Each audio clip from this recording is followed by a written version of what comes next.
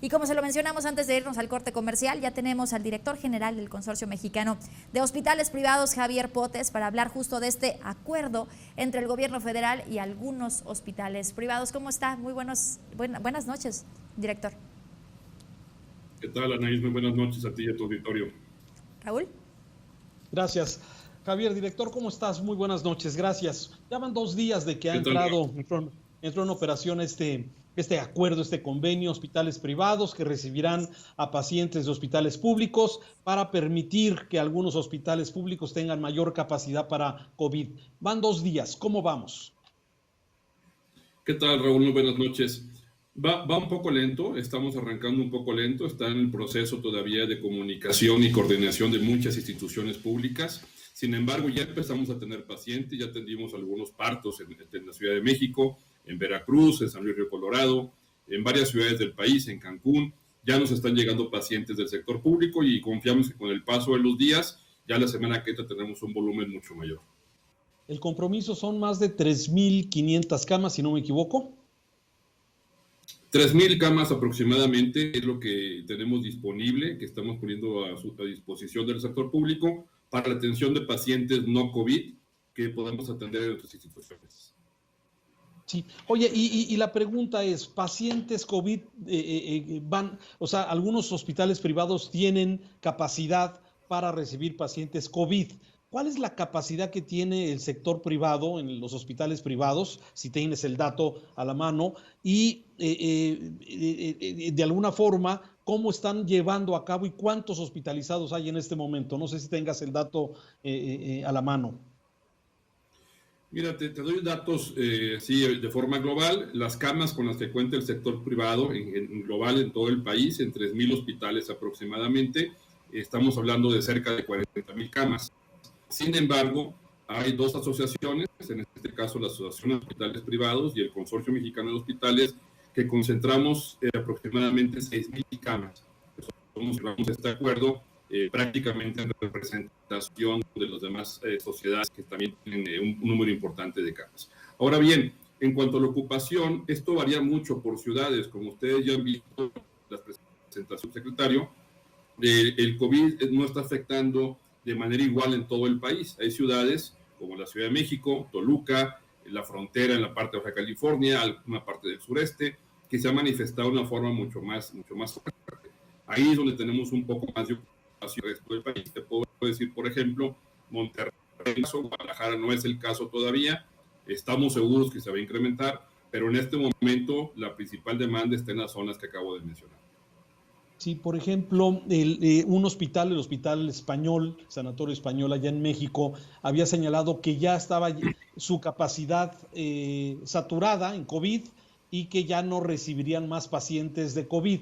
¿Qué pasa, digamos, en esta capacidad? Por eso te preguntaba, ¿hay algún número de camas disponibles en el sector privado para COVID? Todos los hospitales del país van a atender pacientes COVID, no necesariamente de este convenio, como ya lo mencioné, sino del sector privado y aseguradoras. Nos quedamos con algunas preguntas sobre la cantidad de camas COVID del sector privado, de los hospitales privados. ¿De qué tamaño es? Mira, el número de camas COVID del sector privado es muy similar al del sector público, aproximadamente de 20-25% del total de camas que habría en el país.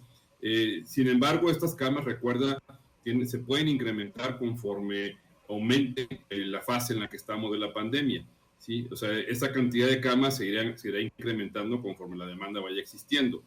Creo que ayer tuve un problema este anuncio que se publicó porque dio la impresión que estaba saturado el hospital, y lo que el hospital estaba comunicando es que, bueno, sus camas COVID en ese momento ya estaban llenas, no que el hospital estaba saturado de pacientes COVID. Ese no era el mensaje de manera adecuada. Pero vaya, creo que generó mucho ruido en la población el que un hospital dijera que no podía aceptar más pacientes, ¿no? Creo que vamos en esa etapa, es una comunicación que debe ir por fases, más que otra cosa. Víctor. Sí, Javier, le saludo con afecto, soy Víctor Hugo.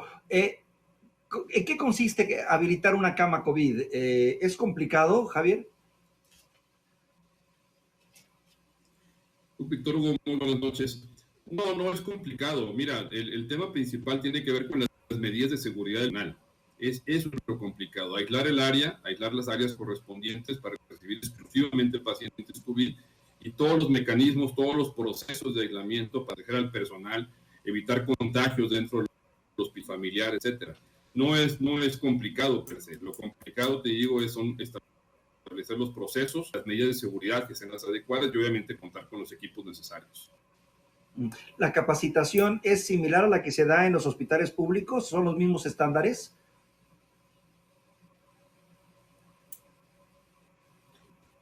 Totalmente, es la misma capacitación en cuanto a la protección, son los mismos tratamientos, en la parte médica no hay diferencia, estamos coordinados inclusive en muchos aspectos con el sector público, inclusive para la compra de materiales, se está haciendo una labor interesante de colaboración público-privada en ese sentido. Raúl. ¿Hay algún número estimado de personas COVID ya en hospitales privados, Javier?